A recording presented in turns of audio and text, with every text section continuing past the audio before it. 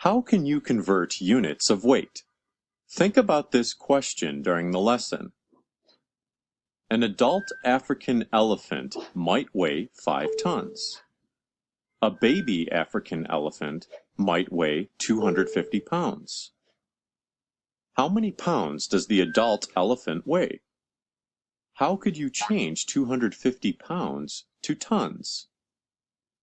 Which is heavier, 250 pounds or 5 tons? 1 ton is equal to 2,000 pounds. 1 ton is heavier than 1 pound. So 5 tons is heavier than 250 pounds. What operation do you use to find the number of pounds? Select your answer. To convert from larger units to smaller units, multiply. What is the product?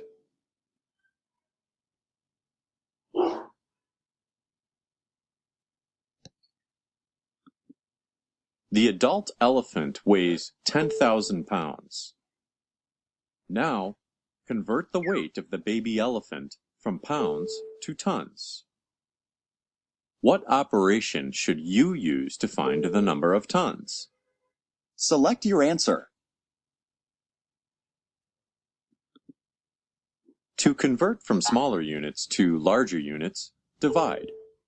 What is the quotient?